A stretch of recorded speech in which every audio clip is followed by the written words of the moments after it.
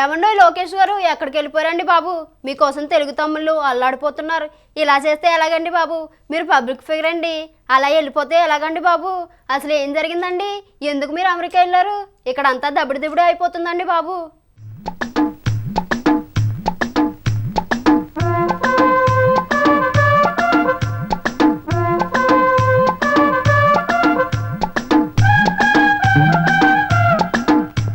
Telugu Desam party జాతీయ ప్రధాన కార్యదర్శి లోకేష్ బాబు కనిపించడం లేదని 2 రోజులుగా సోషల్ మీడియాలో దబిడి అయిపోతుందండి. ఈయనేమో తాపీగా తన పని తాను చేసుకెళ్ళిపోతున్నారండి. ఇంతకీ లోకేష్ బాబు అమెరికా ఎందుకు వెళ్ళాడండి బాబు? నాకైతే ఓ పట్టణ అర్థం కావడం లేదండి. అందరూ చెప్పే మాట ఏంటంటేనండి, సందాలు వసూలు చేయడానికి అమెరికా వెళ్ళాలని తెలిసిందండి. ఏం సందాలండి బాబు? శ్రీరామనవమా, వినాయక చవిత, దసరా ఉత్సవాలక అని ఆశ్చర్యపోతున్నారండి. అవి కాదండి బాబు, ఎన్నికలు వస్తున్నాయి కదండి, ఎలక్షన్ ఫండ్ అంటండి.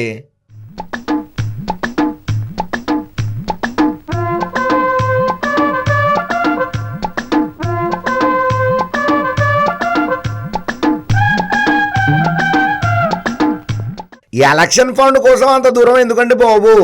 అక్కడికి వెళ్ళి దబిడి అయిపోవడం ఎందుకండి? ఎక్కడ చేయొచ్చు కదండి. అంటే అక్కడ ఎన్ఆర్ఐలు ఉన్నారులేండి, వాళ్ళ లెక్క ఇస్తే ఇండియాలో చాలా అవుతాయండి. అంతేకాదండి, ఒకవేళ అధికారంలోకి వస్తే ఎన్ఆర్ఐల పనులన్నీ గుట్టు సప్పుడు కాకుండా చేసి పెడతారన్నమాట. అంతే కదండి. లేకపోతే ఊరికనే ఎవరు డబ్బులు ఇచ్చేస్తాడండి? వాళ్ళంతా అమాయకులు ఏంటండి. ఎన్ఆర్ఐలు ఒక్క రూపాయికి 100 లెక్కేస్తారండి. అదొక దబిడి వ్యవహారమండి. ఆయ్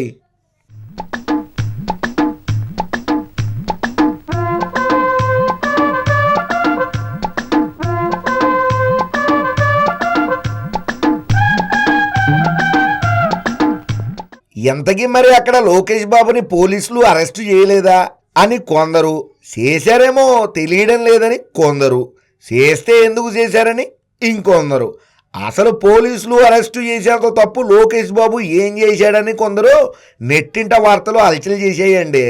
ఇక తెలుగుదేశం పార్టీలోనండి ఒక ఓవర్ యాక్షన్ బ్యాచ్ ఉంటుందండి.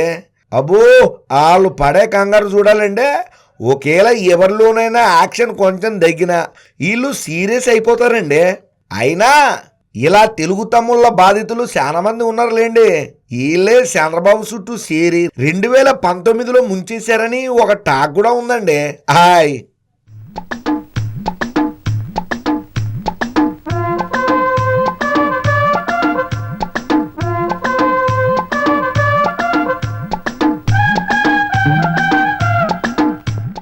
మొత్తానికి లోకేష్ బాబు గారు స్పందించారండి. నేను ఇక్కడే ఉన్నాను, ఎవరో నన్ను ఏమి చేయలేదని చెప్పారండి. దాంతో అందరూ శాంతించారండి. అంతేకాదండి, దానికి తోడు కొన్ని సెటైర్లు కూడా పేల్చారనుకోండి. మొత్తానికి లోకేష్ బాబు కదా అలా సుఖాంతమైందండి. పృథ్వీ అంటే ఎవరికి తెలియదండి, పెద్ద గొంతేసుకుని హై పిచ్ మీద అరుస్తూ ఉంటాడు కదండి. టాలీవుడ్లో మంచి కమెడియన్ అండి ఆయనేనండి బాబు. 30 years ఇండస్ట్రీ ఇప్పుడు డూప్లికేట్ రాంబాబు అండి. అదేనండి మన శ్యాంబాబు గారు అండి బాబు.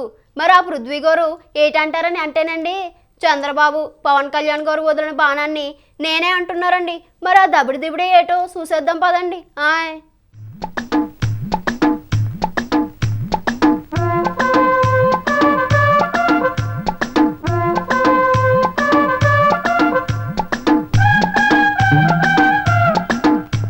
పృథ్వీ గారు చాలా గొప్పోరండి. ఒక రకంగా చెప్పాలంటేనండి చాలా సురుకండి. ఎంత సురుకంటేనండి, ఏ పార్టీలో ఉంటే ఆ పార్టీ పాటే పోడతారండి, ఆ పార్టీ ఆటలే ఆడుతారండి. అంత సురుకండి. అవతల పార్టీ వాళ్ళని వేసుకుంటారు చూడండి, మామూలుగా ఉండదండి. చికెన్ పకోడీయేనండి, అంత గొప్ప టేస్టీగా ఉంటుందండి. ప్రస్తుతం మరి షర్మిలక్క ఏపీలో కాంగ్రెస్ తరపున తిరుగుతూ ఉంది కదండి. ఓవైపు నుంచి జగనన్నను ఏకిపారేస్తోందండి. అయితే మరి అప్పుడు నేను జగనన్న వదిలిన బాణాన్ని అనేవారండి, ఇప్పుడు సోనియమ్మ వదిలిన బాణం అయిపోయారండి.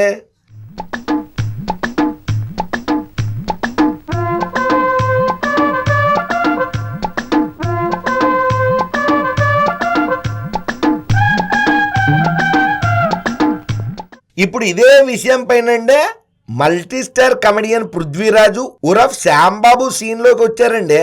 తను కూడా ఒక బాణం తీసి అటు ఇటు తిప్పి దెబ్బడే అంటున్నారండి. ఎంతకీ ఏంటంటారని అంటారా? నువ్వు జగనన్న వదిలిన బాణాన్ని అయితే నేను చంద్రబాబు పవన్ కళ్యాణ్ వదిలిన బాణాన్ని అని కొత్త రాగం అందుకున్నారండి. పృథ్వీ గారు ఎప్పటికప్పుడు స్పాంటనియస్గా ఎందుకలా అన్నారని రకరకాలుగా అందరూ సెర్చ్ చేస్తున్నారండి.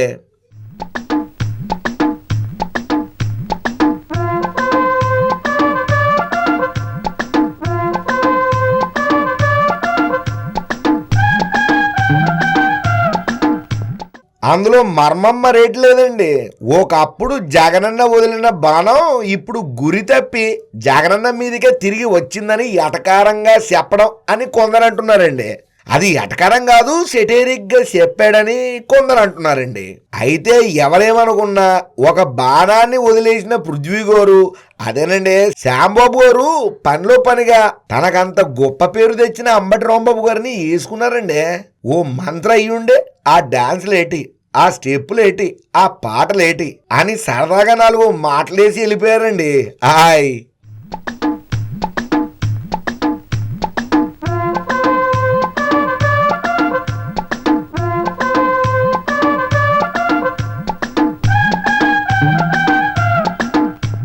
చూసారు కదండి పృథ్వీ గారు కామెడీ. మన ముందు కుదరండి, చాలా సురకండి, పంపించేయండి. ఏ అసెంబ్లీకో ఏ పార్లమెంట్కో పంపించేయండి. లేదంటే మండలికైనా ఓకేనండి. లేదంటే ఇప్పుడు బాణం వచ్చింది, రేపు ఏ బుల్లెట్ వస్తుందో తెలియదండి.